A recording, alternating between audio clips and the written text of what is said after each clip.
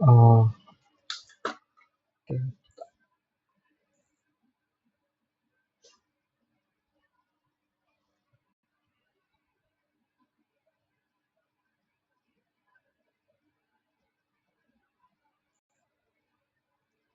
Perkenalkan, nama saya William Wiranda Suhari dengan NIM 1523071. Sekarang saya akan ingin melakukan uh, clustering menggunakan algoritma yang bernama K-means. Dan nama kelompok uh, ini juga dengan beranggotakan pertama adalah Fahmi Hasan dan juga uh, Indra Wahyu dan Imam Satria.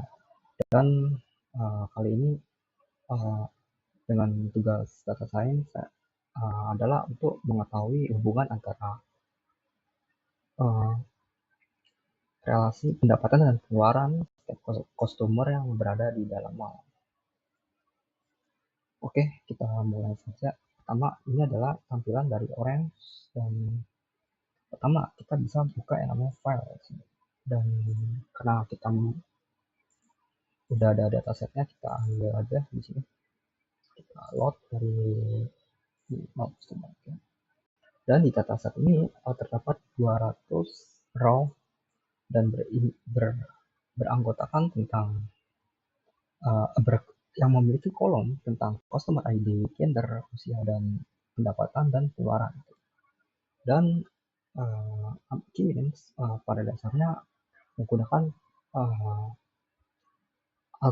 menggunakan jarak yang bernama Euclidean, dan Euclidean distance itu tidak dapat memproses namanya tipe data yang berupa kategorikal secara langsung. Jadi ada namanya proses preprocessing bernama one-button coding, label encoding atau sebagainya. Dan juga kita akan melakukan preprocessing fitur selection di sini. Dan di sini kita bisa lihat customer ID adalah numeric. Misalkan kita skip aja, kita fitur aja pertama ya. Oke. Dan juga usia adalah numerik, pendapatan numerik, dan pengeluaran numerik. Kecuali yang gender tuh bukan kategorikal dengan high alpha female. Oke, kita lihat di sini. Dan kita lihat pertama-tama sebelum kita ingin menentukan jumlah cluster dan sebelum kita melakukan clustering dengan K-means, kita bisa menentukan kolerasi terlebih dahulu. Dan korelasi adalah antara hubungan fitur dengan fitur lainnya. Oke, kita menggunakan visualisasi yang bernama scatter plot. Nah, kita drag aja scatter plot di sini. Dan di scatter plot kita bisa melihat korelasi pertama kali. Pertama kita bisa melihat korelasi antara hubungan usia dan pendapatan. Dan terlihat di sini antara tiap titik data point antara usia dan pendapatan itu tidak membentuk nggak membentuk suatu cluster. Dan kita bisa lihat bahwa tiap titik biru dan hijau, hubungan antara biru adalah female dan male, itu nggak berbentuk cluster atau data itu mencar. Data mencar ini tuh nggak baik aja gitu. Kita buat begini dan kita bisa mencari dengan hubungan fitur yang lain, misalkan antara gender dan juga spending misalkan. Dan ini kita bisa lihat bahwa tidak ada relasi yang ada gitu. Nggak, data point di sini tuh nggak berbentuk cluster. Oke, jadi kita nggak mungkin menggunakan fitur seperti ini gitu. Jadi kita bisa mencari korelasi yang benar-benar membentuk suatu cluster. Kita bisa melihat yang namanya annual dan spending score. Nah, kita bisa lihat di sini annual dan spending score. Kita bisa lihat di tengah ini itu membentuk suatu cluster. Lihat data di sini padat ya, kita bisa melihat ada pola di sini yang lebih padat. Dan pasti di situ ada hubungan antara tiap data point ke data point lainnya. Jadi kita menggunakan hubungan yang bernama annual income dan spending score. Jadi kita lihat aja sini ya. Kita file, kita menggunakan annual dan semiografic yang kategorikal. Kita skip aja ya, kita skip yang usia tadi nggak ada berhubungan, berarti kita skip, kita upload. Oke, dan kita lihat lagi korelasi dan kita ganti warna. Ya, di sini kita bisa lihat korelasi yang lebih baik antara pendapatan muara, dan kita lihat di sini lebih padat ya. Skor kita lihat kuning dan hijau biru itu membentuk korelasi yang baik. Yang namanya itu bahasa akademiknya convergence ya, convergence. Jadi buah itu benar sampai rata. Dan ini kita bisa melakukan clustering dengan menggunakan K-means. Oke, kita melakukan clustering dengan K-means. Nah, jadi K-means itu adalah algoritma yang tergolong jenis yang unsupervised learning. Jadi kita mencarinya di sini. Di sini ada kita supervisor, misalkan kayak CMA, correlation, dan DBSCAN, dan kita menggunakan algoritma yang bernama K-means. Mana K-means? Nah, kita drag, kita ubah aja, kita remove jadi file K-means visualisasi. Dan di K-means sebuah cluster itu dibutuhkan sebuah metrik yang bernama C-Hotel. Dan C-Hotel itu adalah suatu metrik ya, untuk mengukur seberapa baik cluster optimal, sebenarnya optimal cluster ya dengan ya dengan seberapa baik data dari titik point itu ke centroidnya. Jadi kalau misalkan kita atur, misalkan awalnya adalah 5 cluster, kita lihat di scatter plot bahwa kita ganti cluster sini, kita bisa dan kita bisa lihat, kita lebarin sekali lagi, dan dengan 5 cluster kita bisa lihat data di situ benar padat gitu ya.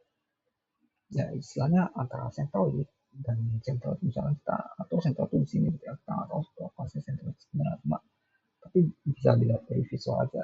Centroid itu bagus ya, antara distribusi datanya seberapa lebar antara cluster ini itu sama ya, jadi distribusi di sini tuh sama kalau misalnya, dan di sini juga lebarnya sama gitu. Tapi kita bisa menentukan seberapa baik itu menggunakan metrik simulasi hotel nanti. Kita drag aja satu metrik yang bernama C-Hotel, dan C-Hotel itu kita visual, dan sini kita lihat. Oke, dan kita lihat bukan metrik, dan ini kita menggunakan jarak nama Euclidean, dan kita bisa lihat C-Hotel tersebut tinggi ya, berarti artinya baik, dan kita lihat distribusinya cenderung merata, dengan ada yang lebih kecil lebih besar. Tapi kita bisa coba berapa testing dengan berapa cluster terlebih dahulu. Misalkan kita coba dengan jumlah cluster yang lebih kecil, contohnya 2. Kita lihat hasilnya bahwa ini juga baik ya, sebenarnya 2. Jadi kita scatter plot aja langsung. Ya, ini baik banget ya. Jadi kita lihat antara distribusi kanan dan kiri itu benar-benar seimbang. Jadi menurut cluster 2 itu menurut gua lebih baik gitu ya. Lihat aja seimbang kan. Nah, kita coba dengan cluster yang lebih tinggi gitu ya. Misalkan jumlah cluster ada 5, dan di sini sebenarnya kita bisa menggunakan metode lain, misalnya seperti elbow method dan yang lain. Cuma di sini agak susah, jadi kita bisa nebak-nebak cluster yang optimal secara visual dan menggunakan software tadi. Sekarang kita ubah menjadi 10 cluster. Kita lihat di sini nggak baik ya. Ayo kita lihat distribusinya dulu. Ya, kita lihat ini kecil banget, dan ini gede ya, terlalu kecil dan besar banget ya. Jadi ini nggak optimal, dan kita bisa lihat dari soal aja dan jumlah ininya masih kurang optimal. Ini sebenarnya bisa jadi satu cluster dan lain-lain. Jadi cluster yang benar-benar optimal ya, kita bisa lihat kita mintanya dengan software yang juga baik. Tadi mungkin adalah 2 atau 4, kita lihat grupnya, atau mungkin 5.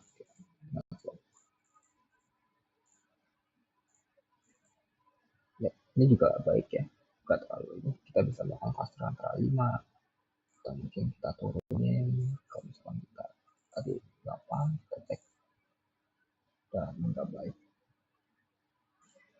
dan kita coba jadi 4 dan kita lihat ya shortnya 0,6 bisa dicetak dan kita nyari yang optimal dan salah, dan menurut saya optimal adalah 5 ya. Kita bisa lihat 5 cluster dia bisa dengan rata-rata skor CLT-nya itu 0,7 ini bagus ya, nah, optimal, dan ya kita anggapnya cluster yang tangguh dari 5 gitu.